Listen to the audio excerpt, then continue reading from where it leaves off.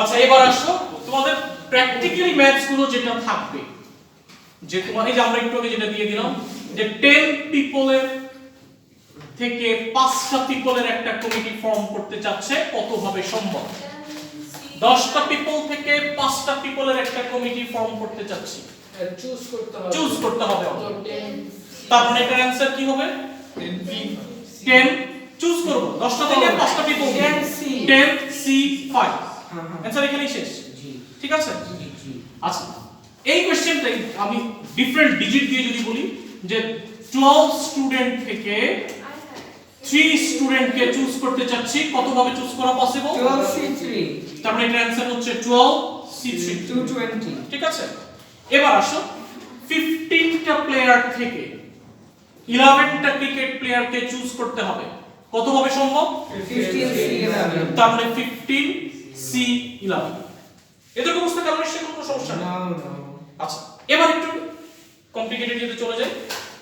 যে আমাদের যে 15 জন প্লেয়ার, তোমরা এখানে সাপোজ 15 জন আছে, তার মধ্যে ক্রিকেট টিমে কতজন প্রয়োজন? 11 জন। এই 11 জনের মধ্যে খন্দকার একটু আগে বলল ওকে থাকতেই হবে, তাহলে সেই 11টা ক্রিকেট টিম 11 প্লেয়ারের মধ্যে ক্যাপ্টেন মাস্ট। ক্যাপ্টেনটা কে? ক্যাপ্টেন হচ্ছে খন্দকার। ক্যাপ্টেন খন্দকার। তাহলে একটা টিমে ক্যাপ্টেন ছাড়া তো প্রশ্নই আসে না, সবাইকে ক্যাপ্টেন অটোমেটিক্যালি চুজ। তাহলে এখন যদি বলা হয় এই 15 প্লেয়ার থেকে 11টা প্লেয়ারকে চুজ করব যেখানে ক্যাপ্টেন আছে, কতভাবে? 15 C 14 15 C 14 C কি বলতেছেন আপনি? আচ্ছা আমি পিছনের অ্যানসার শুনতে চাচ্ছি না, আমি আগে যারা নতুন তাদেরকে জানতে চাই। এই মইন বলো কত হবে? 4 C হ্যাঁ plus once already chosen 11 C क्या? 11 সি 10 কেন? 15টা প্লেয়ার 11টা প্লেয়ার 15টা থেকে 11টাকে চুজ করব, কন্ডিশন হচ্ছে ক্যাপ্টেন থাকবে। ओ इजी ইজি আছে বলো, স্যার এটা তো 14 C 10 এক্সপ্লেইন করো, আমি বুঝিনি। কারণ একটা প্লেয়ার অলরেডি চলে গেছে, সো একটা প্লেয়ার দুই থেকে মাইনাস করব 14 আর 10, সো 50। যদি আপনি বলছেন চুজ, সো 14 C 10। গুড, সবাই কি এক্সপ্রেশনটা বুঝতে পারছো? Yes স্যার, আমি একই জিনিসই করছি। এখানে যে 15 প্লেয়ার, এই 15 প্লেয়ারের মধ্যে কি খন্দকার আছে না? খন্দকার থাকতে হবে। আছে তো? এই 11 প্লেয়ার যে চুজ করব তার মধ্যে অটোমেটিক্যালি খন্দকার তো আমার চুজ করার আগেই আছে, কারণ সে ক্যাপ্টেন, তাই না? তার মানে এই খন্দকার তো আমার এখন আর চুজিং এর মধ্যে পড়ে না, সে অটো সিলেকশনে আছে। 15 তার 15 জন প্লেয়ারের মধ্যে কি খন্দকার আছে তো? খন্দকার নিতে হবে। হ্যাঁ হ্যাঁ তাহলে তাকে তো নিতেই হবে। নিতে হবে। তাহলে আমার যে চুজিং অপশন সে কতজন থেকে চুজ করতে হবে? তারপর আমি চুজ করব 14 থেকে। এখন 11 জনের মধ্যে ও তো অলরেডি সিলেক্টেড, তাহলে আর বাকি কতজন? তার মানে বাকি আর 10 জনকে নিব, সো 14 সিটে। ঠিক আছে? খন্দকারকে নিতে হবে। স্যার দুই দিক দিয়ে মাইনাস করছি কারণ একজন চলে যাবে ধরে। হ্যাঁ কারণ অটো সিলেক্ট। এবার আমরা আমাদের প্র্যাকটিক্যাল এক্সাম্পল থেকে আসি। দুইজন থাকবে 13 C 9। এই যে আমরা এখানে এক্সাম্পলে আসি, আমাদের ন্যাশনাল টিমে আসে 15 জন প্লেয়ার থেকে তোমাকে 11 জন প্লেয়ারকে সব সময় চুজ করতে বলে না? জি। তার মধ্যে অটো সাজেশনে কয়েকজনের নাম চলে আসে, ওদের কি কখনো চুজিং এ আসে না। যে ধরো সাকিব ওকে নিবে, তামিম ওকে নিবে, তারপরে থার্ড মুশফিক, ওরা অটোমেটিক্যালি চুজিং এ চলে আসতেছে না? হ্যাঁ ঠিক আছে। এই 15টা প্লেয়ার আমাদের ন্যাশনাল টিমে আছে, এই 15টা প্লেয়ারের মধ্যে 3 জন মাস্ট, তাহলে 11 জনকে চুজ করার অপশন কয়টা?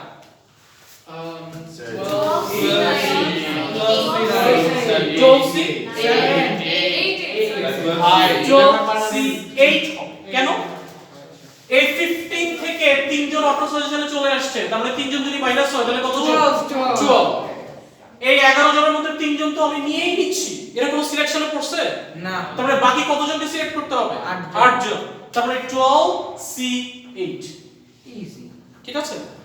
এতটুকু বুঝতে পারছিস? জি স্যার। এতটুকু বুঝতে কারো সমস্যা আছে? না শিওর তো?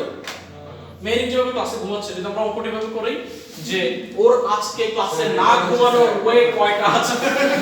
হ্যাঁ? ঠিক আছে। আমরা সেই অঙ্কটাও যদি এভাবে যাই যে আমাদের উইকলি ক্লাস হয় স্যাটারডে, মানডে এন্ড ওয়েডনেসডে। ঠিক আছে। এখন 3 দিনের মধ্যে মেহেরিন যে কোনো একদিন ক্লাসে ঘুমায়, সো 3টা ডে এর মধ্যে সেটা মানে হওয়া ওয়ে কয়গুলো আছে বা আমি বললাম 3 দিনের মধ্যে একদিন ঘুমাবে এটার অপশন বের করো। 2C 3C1 স্যার ঘুম পাবে আর ঘুম পাবে আর ঘুম চলে গেছে। স্যার আরেকটা অঙ্ক দাও না, এই 3 দিনের মধ্যে কোন দিন স্যার ইচ্ছা করলো অ্যান্সারটা বলে দেন স্যার, বুঝেন না। তুমি বলো 3C1 3C1 গুড তুই তো পেরে গেছো। Yes.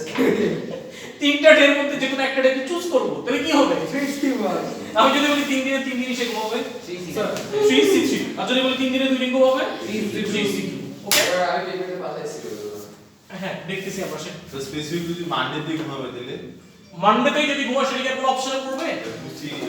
না সেটা কি আর কোনো অপশনে পড়বে না স্যার সেটা কোনো অপশনে পড়বে না, তারপরে এটা fixed number of way is 1 ঠিক আছে।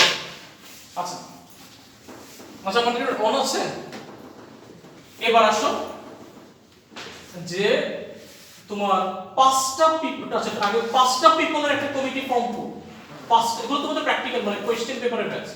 পাঁচটা পিপলের একটা কমিটি ফর্ম করতে চাচ্ছি যে তোমার 7টা মেল 4টা উইমেন, 7টা মেল 4টা উইমেন। এখান থেকে পাঁচটা পিপলের একটা কমিটি ফর্ম করতে চাচ্ছি। কন্ডিশনটা হচ্ছে নাম্বার অফ মেন, আচ্ছা নাম্বার অফ মেন না, number of women must be greater, মানে greater than number of men হতে হবে, মানে মেয়েদের সংখ্যা ছেলেদের থেকে বেশি হতে হবে।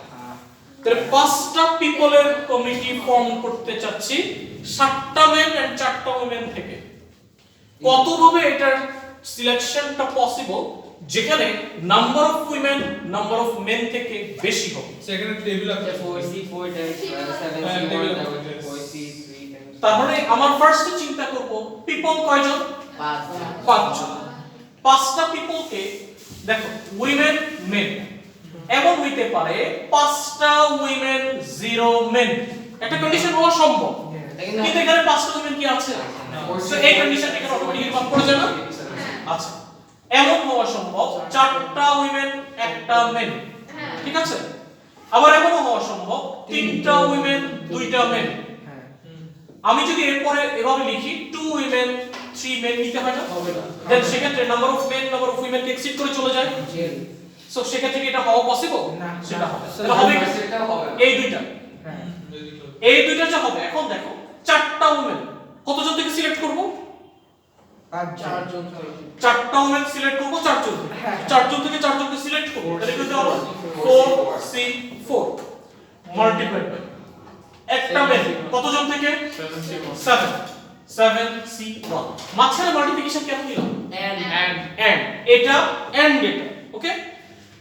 এটা হইতে পারে, তারপরে কি অর এটা হইতে পারে, তাহলে অরের জন্য কি করব? প্লাস। এবার আবার 3টা উইমেন, তাহলে কি লিখব?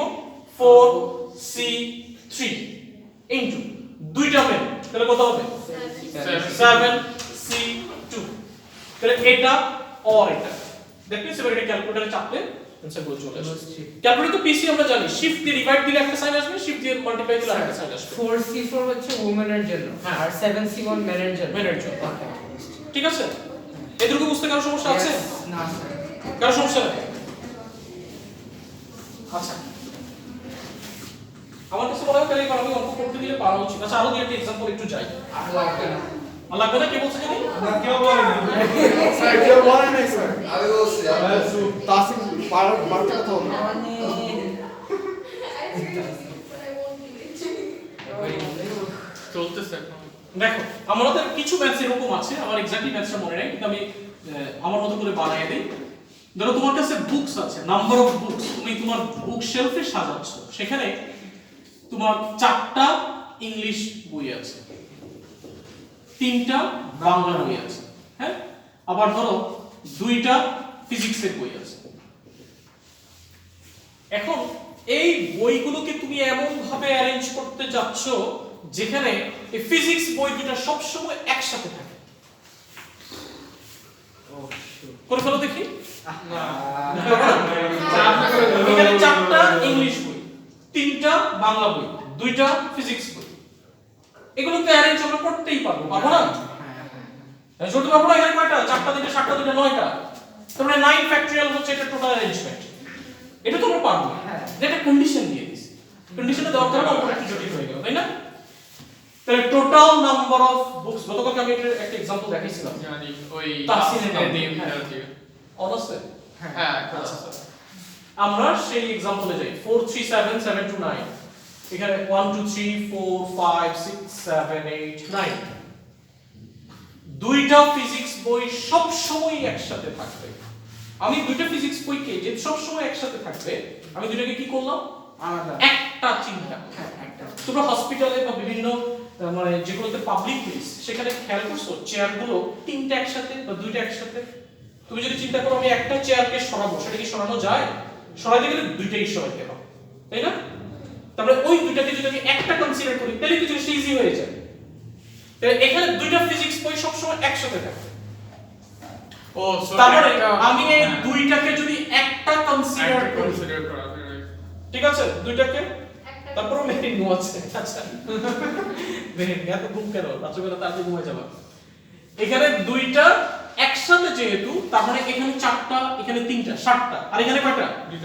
একটা। দুটোকে একটা ধরবো তাহলে কয়টা হয়? আটটা। এই আটটাকে কত ভাবে অ্যারেঞ্জ করা সম্ভব? 8 ফ্যাক্টরিয়াল 8 ফ্যাক্টরিয়াল না? 8 ফ্যাক্টরিয়াল। ঠিক আছে, অঙ্কটা কি শেষ? অঙ্কটা শেষ হয়নি। কেন শেষ হয়নি? সোয়াপ হতে পারে গুড। এই দুইটা ফিজিক্স বই ধরো একটা একজন রাইটার আরেকজন আরেকটা writer, writer A writer B. এখন এ বি এর মধ্যে আবার চেঞ্জ হতে পারে, বি এ হতে পারে। তাহলে এই দুইটার নিজেদের মধ্যে কত ভাবে রিঅ্যারেঞ্জ করা সম্ভব?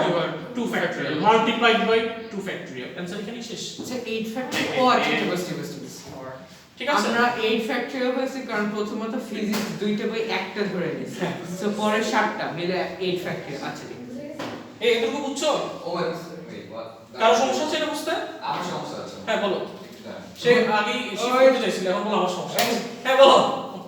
তাসিন এখানে বসতে পারো। আমি আসলে ভুল করেছি কারণ আমি নিজে ভুল করতে গেছি তাই বলবো তাসিন এখানে বস। এই জন্য আগে শুনতে হবে। এখানে আমি দুইটাকে একটা কনসিডার করছি। হ্যাঁ একটা যদি কনসিডার হয় এখানে চারটা, এখানে তিনটা, সাতটা, আর এখানে কি একটা, তাহলে কয়টা হয়? আটটা। আটটা জিনিসকে কত ভাবে অ্যারেঞ্জ করা যায়? 8 ফ্যাক্টরিয়াল 8 ফ্যাক্টরিয়াল। এই দুইটা আবার নিজেদের মধ্যে কত ভাবে হবে? 2 ফ্যাক্টরিয়াল ইনটু 2 ফ্যাক্টরিয়াল। আচ্ছা গতকাল যে তাসিনের ম্যাথটা করছিলাম হ্যাঁ, সেখানে ওই যে তুমি চিন্তা করতে সাবরিক পজিশন হ্যাঁ। সেটাই ফ্যাক্টরিয়ালের মধ্যে কভার হয়ে যাচ্ছে। সো একই প্রসিজার মানে গতকালকের ম্যাথটা একই প্রসিজার করতে পারবো না এই যে হ্যাঁ, তাহলে করো সেটা করলে হচ্ছে তুমি কি করবা? তখন যদি তুমি এটা করো 1 2 3 4 5 6 7 8 9, হ্যাঁ, তারপরে তুমি এখানে রাখতে পারো, তারপরে তুমি আবার এখানে রাখতে পারো, তুমি এভাবে করতে পারো। দেন আমরা যদি এখানে